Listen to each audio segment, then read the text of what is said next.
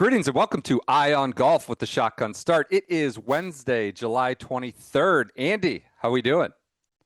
Brendan, I gotta say, I'm doing well. I'm down in the fake Queen City, Charlotte, where, the Bryce Young buzz is palpable. Training camp has started. There's just a lot of Bryce Young optimism down here. Palpable Bryce Young buzz. I would say that's quite a 180-degree difference from maybe this time last year, I would say, or at least, by Oh, mid, September of mid-year, last year. Yeah, it was a mid-year tough scene that got saved there at the end. It looks like you're in a holding cell of some sort, being questioned for some sort of indiscretion of some sort, of white walls in the corner, and like some sort of interrogator's about to yell at you. I've got an hourly office right now, Okay. so with an hourly office, you don't get much decor, All right. I Trying to get keep it. it as personal as possible, I wonder if anyone there knows you're making live TV as you speak in your little hourly office on CBS Sports Network. We're gonna get it going here. Maybe you won't be yelled at by an interrogator, but you're gonna do some yelling and shouting. We're gonna review the Open, review the majors year, and review as a total. Hand out some awards, but let's start with grades from the final major, men's major that we just watched this past weekend at Royal Portrush.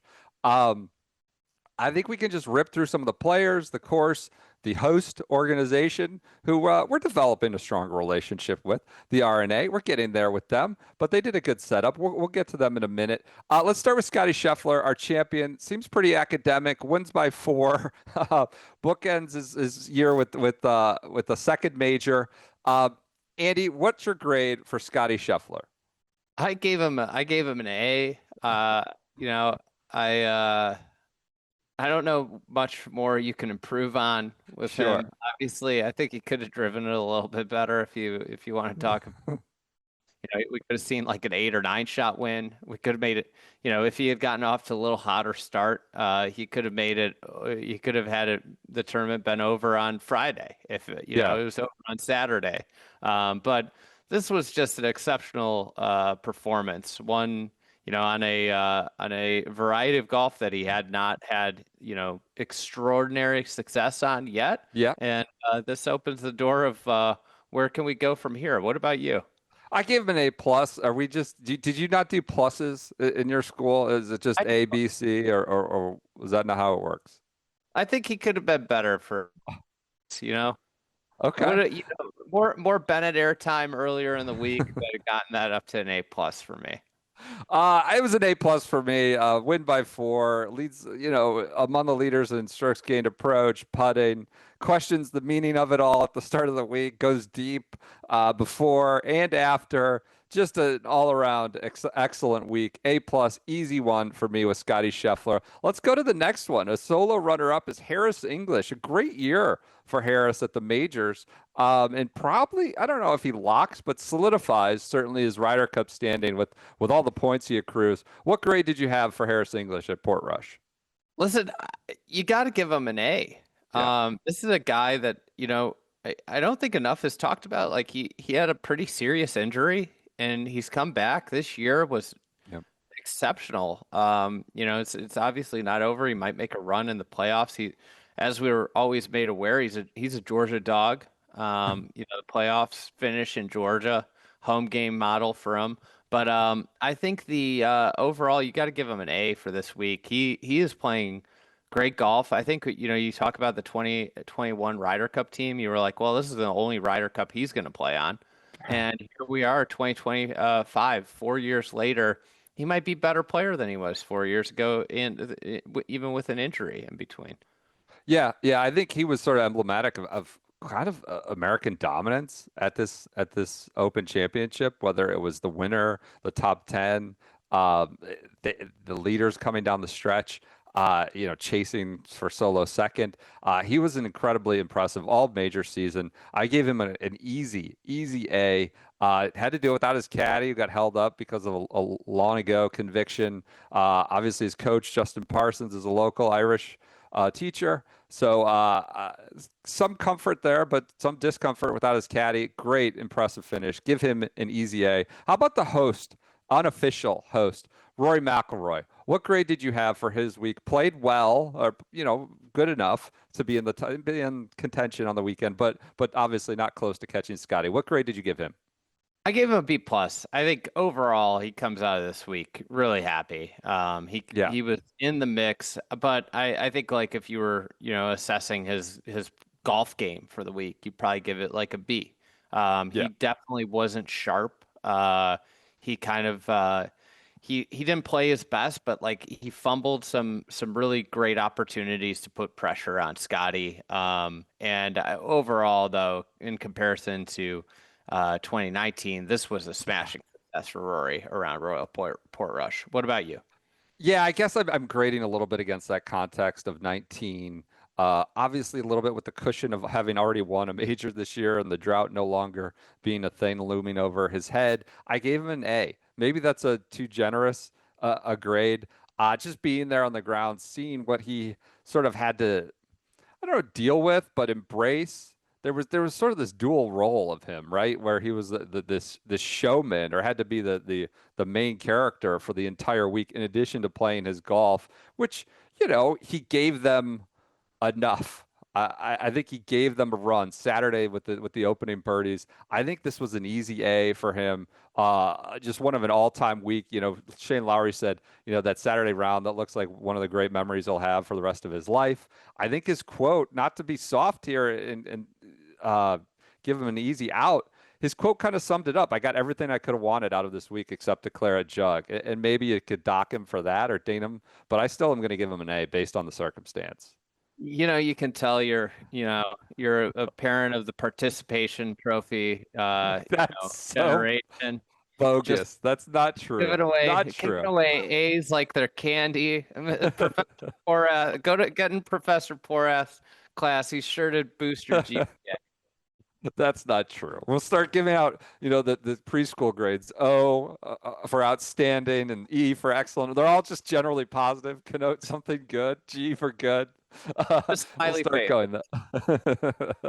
Collin Morikawa. I think we may change. The positivity may change with this one. Morikawa misses the cut, his first missed major cut, but kind of a year of irrelevance for Morikawa at the majors after a generally positive start on the PGA Tour. What'd you give your grade for Collin Morikawa? I gave him a D. I guess, I guess I could have gone an F. He made the cut in three out of the four majors. He misses the cut, obviously, at the Open Championship. I think this has just been kind of a lost year for Collin Morikawa. High expectations coming in. And, when you think about where he's made the most noise, it's been with caddy changes and his relationship with the media. That's where he's been most, his presence has been most felt in the golf world. It's not on the golf course, and you just wonder. I think it's a fascinating example of golf and how we talk about Scotty could win 10, 12 majors, but then you have these cautionary, like, Collin Morikawa after Royal St. George's, it was, how many of these is he going to pick off? Is he going to win six or seven? Rory McIlroy obviously went 11 years without a major. Tiger Woods, if you said to Tiger, you're not going to win a major after '08 until 2019, you'd be like, that's crazy. Yeah. These things happen in golf, and a genuine question this offseason is going to be, have we seen the best out of Collin Morikawa? Did he peak at age 25? Yeah, we were sitting in the terminal at Dublin Airport yesterday with Joseph Lamagna, and this came up, like the real conversation of like, do we see him ever again? Like, really give it a run? I'm not saying that's the likely outcome, but I think it's a question you might be asking now based on his skill set, his speed. I gave him an F for the Open week. This is just for Open week. Gave him an F. Miscut. It was a mess. He was on the range searching. Just a bad week. I guess he could have done something that was cruel or gotten another fight with the media that to make it worse. And I should give him a D, but I'm giving him a clear F for the miscut. Let's go to Jon Rahm.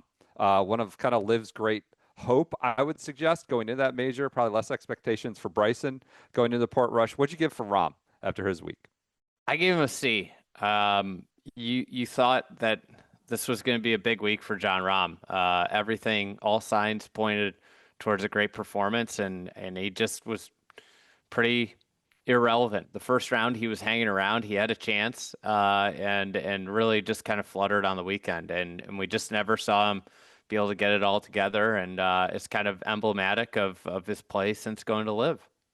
Yep, I gave him a straight C. I looked at everything trying to find a grade here. It was all like perfectly average. All his strokes gained like through the book was like just around zero, little positive, under one.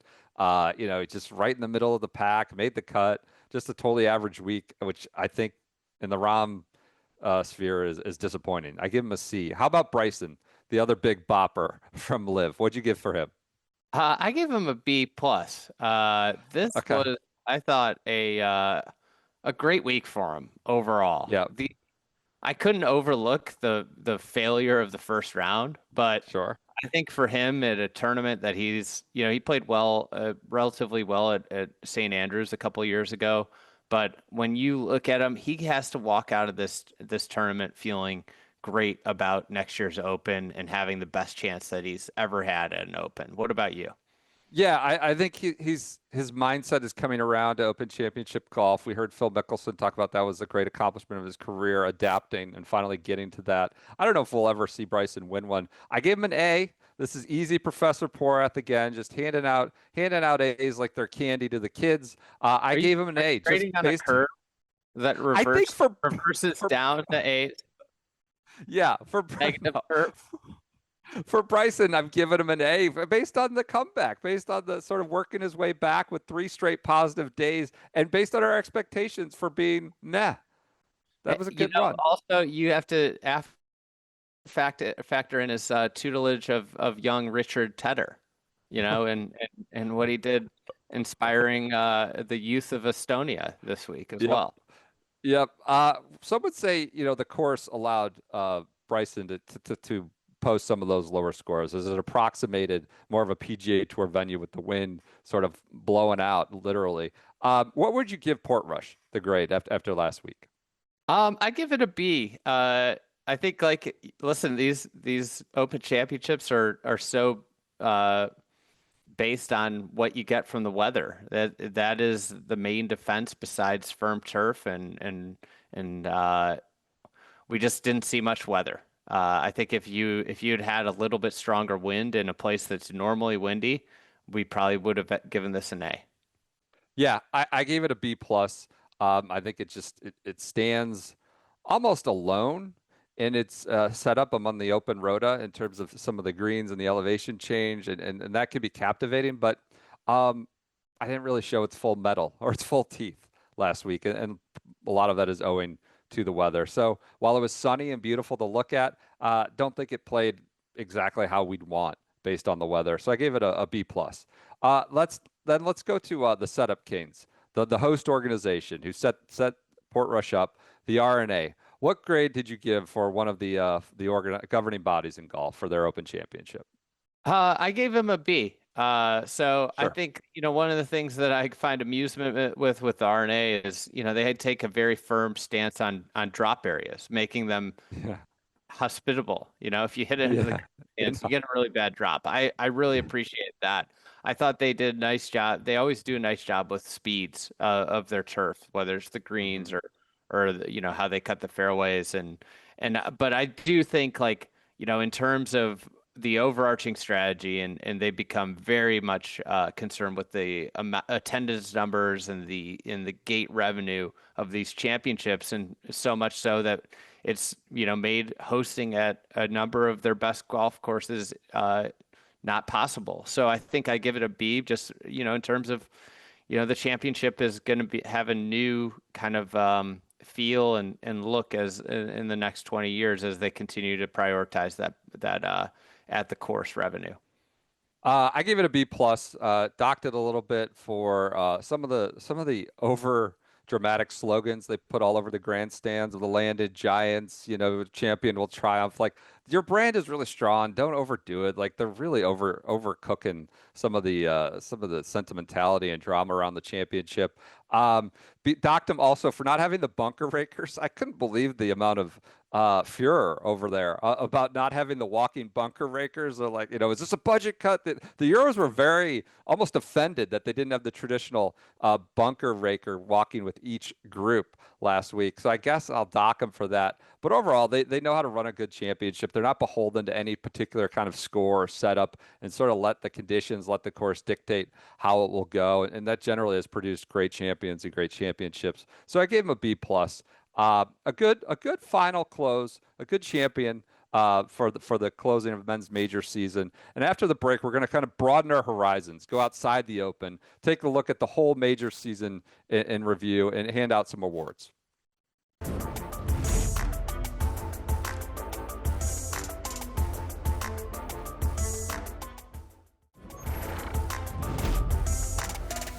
All right, welcome back to Ion Golf with the Shotgun Start. We just ran through some grades for the Open. Now we're going to discuss the men's major season as a whole, hand out some awards, try to review it with best and worst from the four majors this year. The first one, a first award, is the best major championship. I think this is a pretty obvious one. Andy, what was your best major of the year? I'm going to go with the Players. Actually, never mind. It's not a major. I'm going with the Masters. I don't think we needed to really hammer this one and why it No, was. I no. think it was the most compelling Sunday that we had, the most exciting Sunday. I mean, that was about as exciting of a final round as you're going to get. Not to mention, we got a playoff, and one of golf's favorite players completing the Grand Slam that he had been searching for 11 years. This was about as good as it could get, as you could get for a major. Yeah, I mean, some majors are made by the result, like who the champion is. Some majors are made by the process. This had both, like how the drama unfolded. This had literally everything you could want. The bigger debate is, I wrote for our social team that it's, I think, the best major Sunday of this century. You could throw in maybe Tory, but that didn't give us a resolution on Sunday. What about Phil? Phil, which one? Phil Ew. 21? That was no. That wasn't as close as this. And I mean Tiger 19 as a Sunday, that was dramatic, but he kind of had it was academic kind of by the last four holes. This I think is the best major Sunday of this century. How about the worst major from this year? Would you give the most underwhelming? I'm going to go with the PGA. Okay. There was no juice before the event. There was no Yep. juice for the first 54 holes of the event. Jon Rahm made it interesting for about 3 holes, and then it Yeah. was back to Scottie's just running away with it. That I think that I'm all good on majors going to PGA Tour events, I courses. got you. That I got includes you. Pebble, that includes Riviera. Whoa. I just don't need it. I don't need those in my life. Be a major venue host or a PGA Tour event host. You can't be both. Man, no juice. Maybe they just need to find a way to get OJ Farrell into the field to satiate your kind of needs on that one. Worst for me is Soakmont, the U.S. Open. I love Oakmont. It's a great major championship test. It's sort of synonymous with the U.S. Open. It got crushed by the rain and the absolute deluge throughout the week. And so it was sort of stop start. Sunday was stop start. The conditions weren't really, it was just gray and gloomy and then hot. I don't know, just was kind of underwhelming for me. So I'm going to Oh, put the U.S. Open. you had the controversy coming down the stretch. Oh, You know, yeah, you had Slam and Sammy dealing with not the enough. with the ball in the water. Not You enough. had utter chaos at the end, which I'm always a It fan of was. chaos. Yeah, I just, that it, it was a good major season. So high bar here. I'm going to put that one in fourth. What about the best shot from this year's majors? I've got Rory at 15 at Augusta National. Yes. At that point, after 14, after 13, which was my nominee for worst shot as well. We'll get to that maybe next, but Yeah. after 13, after 14, it felt like, oh my God, I can't believe he's doing this again. Yeah. And then he hits a shot of a lifetime. I think that's what Nance said. in the I moment, think that's right. and just a complete heroic shot that so few would even try to pull off in that moment, and he just executed it to perfection, and it got him back in the mix. I think you could go with him on 17 as well. That was another Sure. great shot, or him on Yeah. 18 in the God. playoff, right? You know, Yep. the level of those shots at the end of that tournament were just extraordinary. Also, the level of poorness of other ones were too. Yeah, yeah, I'm with you all the way there. Don't need to expound on that much. It was just the distance, the curve, everything, the moment that shot into 15. Both days, multiple shots into 15 that week, but certainly the one on Sunday, the best of the major season. What about the worst shot from the major I've season for you? got 13 at Augusta National. Um, Yeah. he got it in a tough spot, laid up left, into like a great spot, maybe a weird lie, Yep. with like the drainage basin, but just an inexplicably bad shot. Only one shot in major season resulted in someone being permanently banned from a country club. I'm going to go with Wyndham Clark's shot into the lockers at Oakmont as my worst shot of the year. Like technically counts. It looked like a swing of the club. Maybe it was a kick. Who knows? That's my worst shot of the year. What about the best season without a win? I think for me, this is obvious. It's Harris English with multiple runners up, right? I got the same there. Let's do biggest surprise. What was your biggest surprise at a major? Justin Leonard making the cut, hitting it, 235. What an incredible story. Old man golf wins again at the Open. Justin Leonard actually getting through was my biggest surprise of major season. What about you? I got JJ Spawn. I his Yeah, best sure. in a major was T23 before it. This was the first year in his career that he played all four majors. Yep. This was the first Open Championship this year. It just shows how little experience in majors he had. Winning at Oakmont over, when all chaos broke loose. JJ Spawn, who knows what the rest of his career holds, but he will always be a U.S. Open champion, which is incredible. One of the things about the new major schedule is you get to like July 20th and you're done. You're out of options. You're out of opportunities to win a major. You got to wait till April, almost 8 months. So who do you think is walking away? Who had the most disappointing season after the majors? We just talked about him, Collin Morikawa. Yeah. For me, he came in with such high expectations, and to leave without a top 10 in a major, just a grossly disappointing year for him. I'm going with Cam Smith, who may or may not be a professional golfer anymore, maybe semi-retiree. But it's hard to be in all four majors qualified and miss all four cuts. But he pulled it off. He did. He pulled it off. He went the distance, touched them all. Cam Smith going 0 for 4 has to feel the most disappointing. But I guess if the expectations were low, maybe the disappointment isn't that strong. How about most amusing moment from the major seasons? One that made you chuckle. A lot about Scottie Scheffler is not relatable for the general public, but any parent can relate to Scottie Scheffler's kid, Bennett Scheffler, wearing his white onesie at the PGA Championship and then passing around a baby with a giant blowout, unbeknownst to them. That's right. So That's right. that's my amusing moment as a dad is that blowout. What about you? I love when the organizations get a little over their skis. For me, it was the PGA having some sort of a memorabilia partner trying to auction off the rake that Johnny Vegas hit for that incredible bounce on 17 at Quail Hollow. That just tickled me. I found that hilarious, like trying to make, I don't know what kind of money to go where to the organization, trying to auction off a rake that Johnny Vegas hit immediately after and capitalize on that moment that people forgot by Sunday. That amused me. Who would you consider the breakout star of major championship season? Now, Scotty, we expected, Rory, we expected. Who broke out and really, on these biggest stages where most people are watching? I think the last 2 weeks is it's a burly boy named Chris Gotterup. He won the hearts of golf fans everywhere with his performance in Scotland and then Northern Ireland. He's going to come home. He's now also a Ryder Cup favorite. So yeah, what about you? Can I follow up just a little bit? My breakout star is absolutely Don Rea, head of the PGA of America. I would say we didn't really know him or much about him prior to this major season, and now we are so glad to have him in our lives. We're going to get him at the Ryder Cup. here in a month and a half, 2 months. So Don Ray, absolute star, breakout His, star, and total showman. his kid's pitching for the Cubs today. I saw that. Saw that. Best record in baseball, Cubs. So Don Ray is my breakout star of major season. Fun little look back now that we're over. FedEx Cup playoffs still to come. Ryder Cup still to come. Some significant golf, but major season over. Good to look back on it. With the Ryder Cup coming, after the break, we're going to do the wheel again. We got to spin that wheel. USA team, a little bit in flux. We don't know. Morikawa's missing cuts. Harris English is making his case. We're going to spin the Mule wheel after the break for Team USA.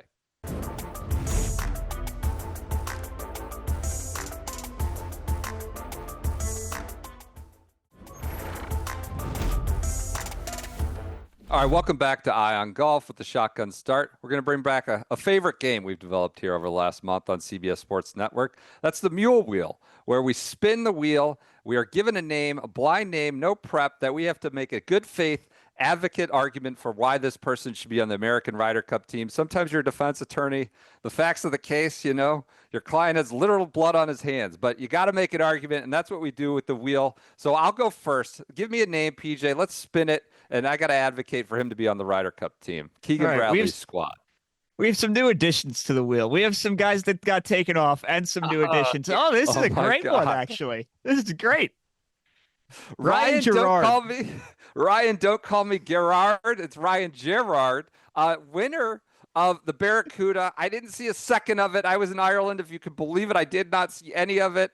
I guess I could argue he's highly successful in alternate kind of formats, alternate kind of scoring, unique format, not just stroke medal play as we've seen this past week. So maybe you get him going an alt shot. Maybe you get him match play, get him going for a team point event. We could see he could succeed in that. Brings fresh blood. He's got 2 first names. You always like to see that with Ryan Gerard. And yeah, that's my case. New blood and a guy who's legitimately played well. Is his last name a first name? Gerard? Yeah. Gerard. Yes. Name. Yeah, my dad's name is Gerard. My dad is Gerard Porat. Yes, it's a first name. So it's Irish, I think. Yes. Ryan Gerard. Absolutely. And you didn't even mention that he was in the mix after 18 holes at the PGA. He was a major contender. Yeah. Tar Heel born and bred. PGA runs the Ryder Cup. Yep. PGA runs the Ryder Cup. They're familiar. Andy, let's give this a spin for you. All right. I don't know how we're going to follow that up. That was the most topical answer we could have possibly gotten. There we go. Joe Highsmith, you don't have any guys on the team that wear a bucket hat. And he bucket hat. I think he brings a unique sort of style to the team room. Listen, one of the things, like if you're building a baseball team, you want a balanced lineup. You want righties and lefties. You want to keep the other team. You don't want them to be able to go to all right-handed relievers to just mow through your lineup. Highsmith's a lefty. I think, the American team as its construct, maybe Brian Harman gets in the mix as a lefty, but you could go alt shot where you go righty lefty combo. You keep them on their toes. Everybody always says you need a Pepperdine player on your team in order to really have success. So you're also getting, a former NCAA champion. Like, he's had team match play success. They won a national championship with him at Pepperdine. That's my case for Joe Highsmith. Add bucket hats to the budget. Do we have to embroider bucket hats for the uniform budget for the Ryder Cup? I like that. I was wondering how quick you'd go to the bucket hat, and it was line one. Everybody says you need a Pepperdine player. That's right. Everybody. A common phrase when you're building a team, you need somebody from Pepperdine. Everybody says that. All right. I mean, let's give you a spin. All right, let's give me a spin. Everybody says you need. I don't know if there's another Pepperdine player on here. I feel lost.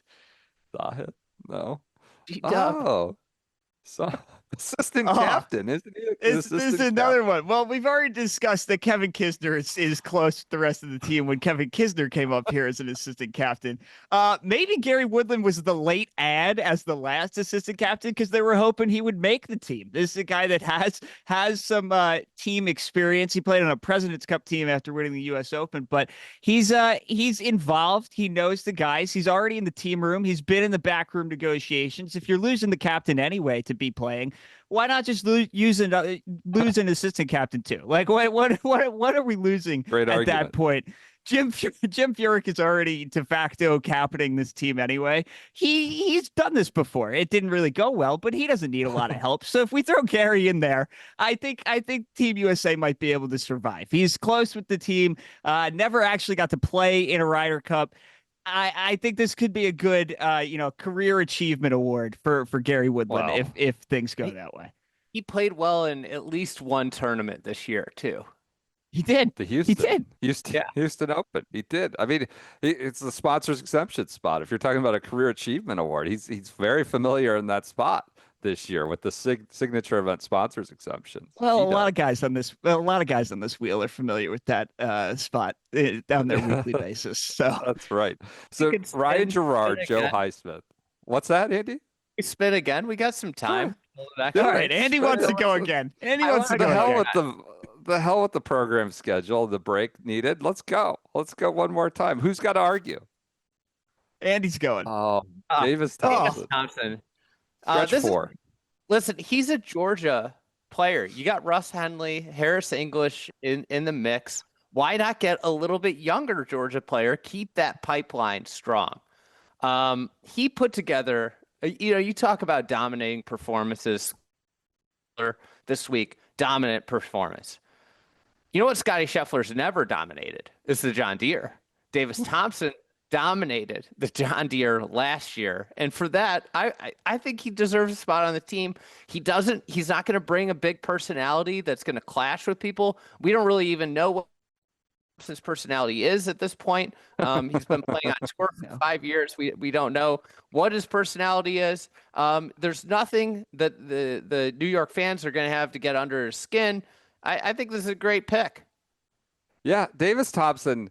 I mean, of all the guys we've talked about, Ryan Gerard, Joe Highsmith, Davis Thompson, and Gary Woodland, I would say Davis Thompson could conceivably play his way onto the team. Now, he'd have to do a lot in the next 5 weeks or so, but maybe Gerard could do it.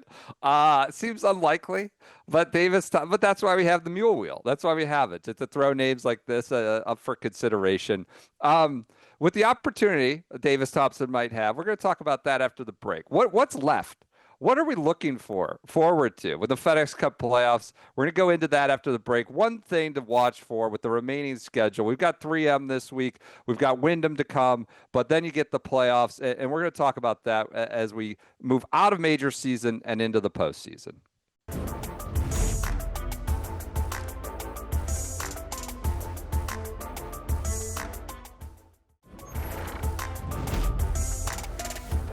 All right, welcome back to Eye on Golf with the Shotgun Start. There's always sort of a little bit of a letdown after we finish the Open Championship. Used to have a PGA in August, but that's no longer the case.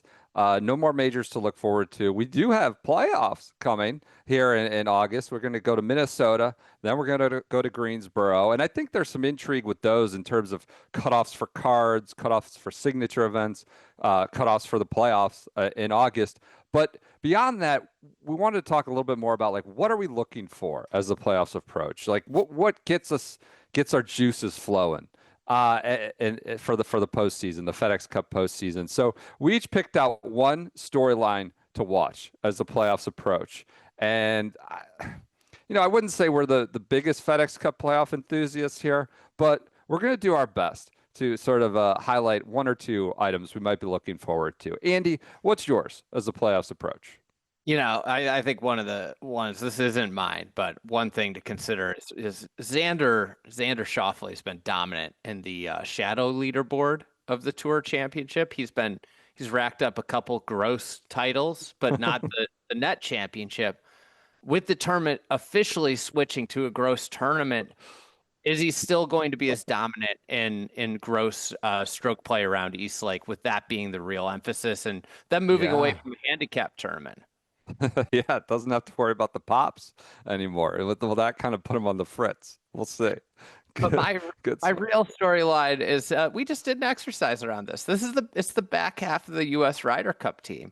It feels to me, if I were Captain Keegan Bradley, playing captain, Keegan Bradley, who I would say is locked up his place, I'd be at this point just saying, you know what? My last like 3 spots are just going to whoever's playing the best golf going into the tournament. And right now is leading the way with that, but it's still a long time away. But we've seen, the U.S. team get in trouble when they take players that are not in good form. I think that, or haven't been playing. And, how the U.S. team approaches the lead up to the Ryder Cup, I think is really interesting. What are they going to play in? Are they going to go play in Europe? Are they going to mandate you go play Napa? You have to go play the Napa event. Because we've seen them struggle to get out of the blocks when they have this break before the Ryder Cup. And I think it's an interesting aspect of it. But if I'm Keegan Bradley, I'm looking at, I think who plays the best the next 5 weeks and the last couple weeks is who I'm taking. I'm just not taking pedigree. I'm taking players that are in form because a lot of the back half of the U.S. Ryder Cup team, and this is like JT, Morikawa included, who are now on the outside, are not in good form. And historically, we've seen form it carries the day with these team competitions. Would you add Cantlay to that group with Morikawa and JT? Oh, Cantlay, yeah. Cantlay, I mean, I think you're getting to the point where it's hard to pick Pat Cantlay unless he does something. Patty Ice. I mean, he's been honestly their most reliable. Is shooting up the ranks because he's playing so well. Wendy Clark. Come on. I honestly give Cantlay almost an honorary spot based on what he's done at these team events now for 6-8 years. But you're going with the Ryan Moore corollary. Literally the guy's playing up to the final 11th hour. Remember Ryan Moore, he got on Hazeltine based off essentially a finish at Eastlake, pushing Rory to the wire there. Yeah, right. And then he's on the team. So yeah, there's a lot to I'm sure the FedEx Cup loves it being just a stage to debate Ryder Cup roster spots instead of the instant playoff events. For me, the biggest storyline to watch is which venue hits the highest real feel on the temperature gauge on the forecast, because we have some doozies coming. We are going to Memphis, Baltimore in August. As a Marylander myself, I would suggest it's pleasant in August. And I think it will absolutely give Memphis and Atlanta, where we close it out in August, a run for its money in terms of heat and humidity, dew points, things like that. It's going to be an absolute sweat fest from Memphis all the way through. Now, I realize August is hot everywhere. It's hot in many parts of the country. You could go to your beloved Chicago, and it's 95 degrees. But that is my biggest game within the game, because I honestly think Baltimore could. Maryland is not pleasant. It's not pleasant in August. Could edge out Memphis and Atlanta. And I'll be keeping a keen eye on all 4 days at all 3 stops. What hits the highest real feel temperature? What in each of those places, what do you think I think like Chicago, you say it could be 95 in Chicago. It also could be 72. What's the lowest potential temperature in any of those locales at that time of year? It's got to be Baltimore. Yeah. I'd say like 83 is a good number. That's a good number. 83 with a lot of humidity. Yes, and hopefully a breeze. But that's like the lowest best case scenario, it feels like. And it's probably Baltimore, but Baltimore could absolutely be the worst one. I know we talk about this a lot. We'd love to see a little bit of geographic market diversity come to the playoffs. I understand their hands. I don't know that they're tied. I think they're tying themselves to partners, and FedEx is in Memphis and Coke's in Atlanta and the Southern Company and all these things. But do it every third year. It's just where would you go? Are there any other spots you would love to see? Last year with the BMW in Denver, the time, it's not just the geographic, it's the times that it's on.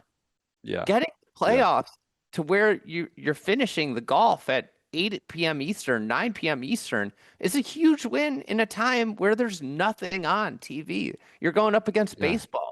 The whole point of moving the playoffs and moving all the majors to August was to not go up against football, but yet you're doing it at the worst time slots that you could have. Like, get into the prime time. So go to the West Coast. Give Chambers Bay, throw Chambers Bay the Tour Championship, and I bet the ratings would double. Yeah. I get to Seattle. I mean, you could go to Minneapolis, even Hazeltine, we just talked about with Ryan Moore, something that's a little more temperate, something that's a little different. Michigan, anywhere, just kind of mix it up. Go Northeast. They used to have one in Boston, if you'll recall, but just mixing it up because that's going to be it's going to be 3 straight weeks of just dripping sweat. I hope Lucas Glover is prepared. Anyways, those are our subtle storylines to watch for the next month as the playoffs approach. After the break, we're going to get to the more immediate event, the 3M Open, also known as the Sticky Note Classic to us, and make some picks for the 3M Open at TPC Sod Farm.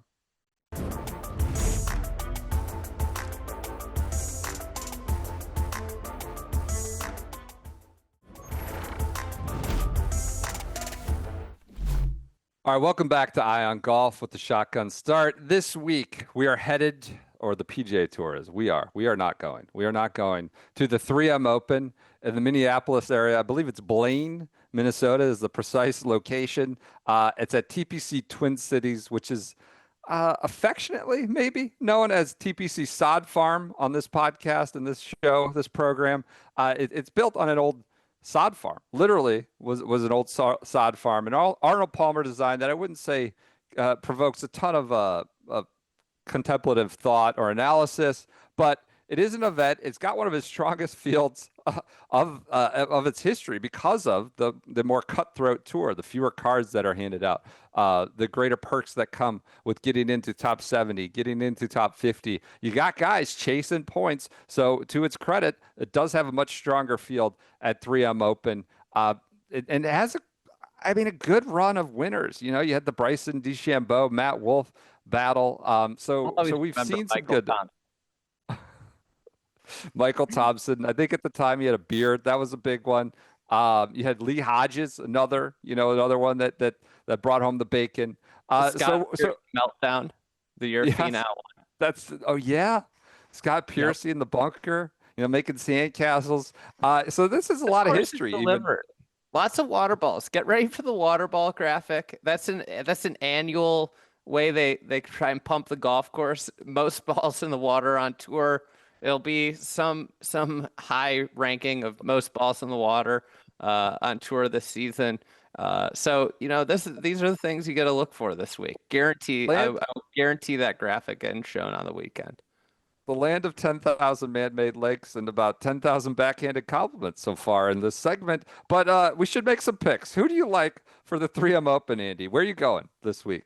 I'm going with a player who's hot. He's been hot. Okay. In the news cycles, really since the PGA, he took down the sign, then he goes to Oakmont, he takes down the lockers, and now, in all this turmoil, he's overcome a lot of adversity. You'll hear that he's overcoming adversity off the course and is really rounding into form. He's looking for that Ryder Cup spot. I'm taking Wyndham Clark. I think, listen, he's just the troubles off the course are fueling his on-course play, and he's been great. How about you guys? One of the great developments this summer is your shorthand to calling him Windy. I really like that's how he's known now on this podcast. I'm going with an old favorite, Cameron Champ, past winner. I'm throwing it back. Good vibes. He walks on the course. Maybe a launch shot. You're not going to see him on anyone else's models, but that's what we do. We try to provide value going outside the mainstream picks. Cameron Champ, he's made more cuts than he's missed. He's got 5 top 25s. He's been kind of hot since mid-June. He's doing well. I'm going with Cameron Champ, past winner. PJ, who do you like this week? I'm taking an elite driver of the golf ball. Give me Kevin Yu. He's got 2 top 5s this year. Missed the cut at the Open, but I'm not too worried about that. So just let him pound it around at Sod Farms and see what happens. All right. So Wyndham Clark, Kevin Yu, and Cameron Champ. A lot of big boppers we're going with for 3M Open. And you'll be able to watch it on CBS this weekend, 3 Eastern. Carry us out as the season winds down in Minneapolis. 3M Open this weekend on CBS.